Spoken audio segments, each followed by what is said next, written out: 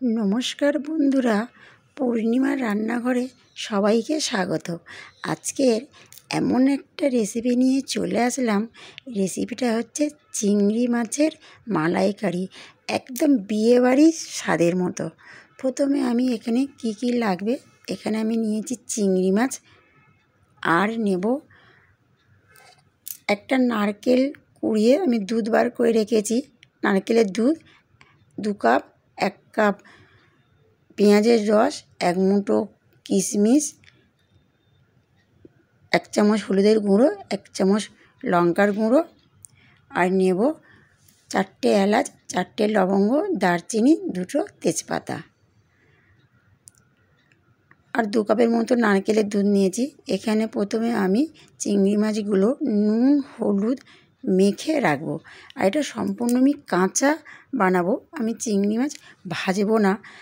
আর এখানে এই যে মশলাগুলো আমি এইভাবে একটু করে থেঁতো করে নেব, তাহলে কি হবে, সুন্দর একটা গন্ধ আসবে। আর নুন হলুদের মধ্যে একটু জল মিশিয়ে মশলাটা বানিয়ে রাখবো। এবারে নিয়েছি একটা ফ্রাই প্যান, এর মধ্যে আমি সর্ষে তেল ব্যবহার করছি, তোমরা সাদা তেলও ব্যবহার করতে পারো। তো সর্ষে তেলের মধ্যে আমি 1 চামচ ঘি দিয়েছি, রান্নাটা তেলে আর ঘিয়ে মিক্স করে করব।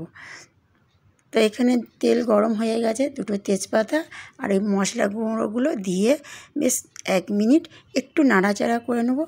নিয়ে এখানে 1 কাপের মতো পেঁয়াজের যে রসটা, আমি এখানে পেঁয়াজ কুচো দেবো না, পেঁয়াজের রসটাই ব্যবহার করব, করে দিলাম। দিয়ে 2 থেকে 3 মিনিট নাড়াচাড়া করে এখানে দেব 1 চামচ রসুন বাটা, 1 চামচ আদা বাটা, দিয়ে বেশ 5 মিনিট নাড়াচাড়া করে নেব, যতক্ষণ না কাঁচা গন্ধ ছাড়বে, কাঁচা গন্ধটা বন্ধ হয়ে ভাজা ভাজা হবে, ততক্ষণ না আমি এটা নাড়তেই থাকবো। তো বেশ ভাজা ভাজা হয়ে এসছে। এবারে আমি লঙ্কা আর হলুদের গুঁড়ো যে জলটা, মশলাটা আমি দিয়ে দিলাম, দিয়ে 2 থেকে 3 মিনিট আরও নাড়াচাড়া করে নেব, মশলাটা সুন্দর করে পাকাতে হবে। তো দেখো এখানে তেল ছেড়ে এসছে। এবারে দেবো আমি কিশমিশগুলো দিয়ে 3 থেকে 4 মিনিট নাড়াচাড়া করব, আর এটা খুব সুন্দর একটা রান্না। আর এবারে দেবো, দেখো হয়ে এসছে, প্রায় তেল ছেড়ে গেছে। এবারে দেবো চিংড়ি মাছগুলো। আর বন্ধুরা, আমি কথা দিচ্ছি যে চিংড়ি মাছের কোনো আঁচড়ে গন্ধ থাকবে না, এইভাবে যদি তোমরা বানাও। তো এবারে আমি দেখো চিংড়ি মাছগুলো এই মশলার মধ্যে ভালো করে আমি উল্টে পাল্টে মাখিয়ে নেবো। আর চিংড়ি মাছগুলো আস্তে আস্তে কিন্তু রং ধরছে। তো এইভাবে বানাবে চিংড়ি মাছ, অনেক স্বাদ হবে, একদম বিয়েবাড়ির মতো, বিয়েবাড়ির যে চিংড়ি মাছের মালাইকারি ওর মতোই স্বাদ হবে, এটা আমি কথা দিচ্ছি। আর ভিডিওটা অবশ্যই তোমরা লাস্ট পর্যন্ত দেখো, আশা করি তোমাদের ভালো লাগবে, আর অবশ্যই কমেন্ট করবে। তো চিংড়ি মাছগুলো বেশ মশলা দিয়ে ভালো করে কষানো হয়ে গেছে, চিংড়ি মাছগুলো এর মধ্যেই ভাজা হয়ে গেছে। এবারে যে 2 কাপ নারকেল দুধ আমি এর মধ্যে দেব, এবারে দেব পরিমাণ মতো নুন, দিয়ে এইটাকে আমি একটু ঢেকে রাখবো। ঢেকে রেখে 3 থেকে 4 মিনিট এইটাকে আমি ফোটাবো। বেশ 3 থেকে 4 মিনিট আমি ফোটাতে লাগলাম, ফোটানো হয়ে গেছে। গিয়ে এবারে চিংড়ি মাছটা আমি তুলে নিয়েছি। কিন্তু বন্ধুরা, তোমরা ভিডিওটা লাস্ট পর্যন্ত দেখো, এটা সম্পূর্ণ অন্য রকম রান্না।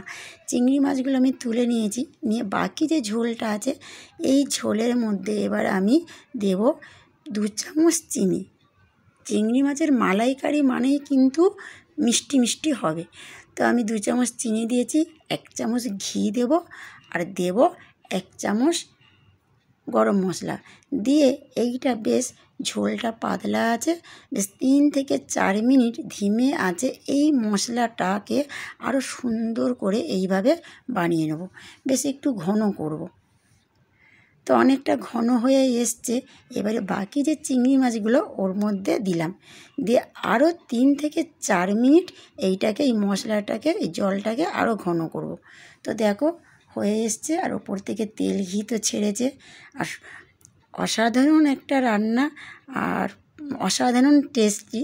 তো হয়ে গেল চিংড়ি মাছের মালাইকারি। ভিডিওটা যদি ভালো লাগে অবশ্যই আমাকে কমেন্ট করে জানাবে, তাহলে কী হবে আরেকটা ভিডিও নিয়ে চলে আসব, আরেকটু ঝোল শুকনো করব। তো হয়ে গেছে চিংড়ি মাছের মালাইকারি। আজকের ভিডিওটা এই পর্যন্ত।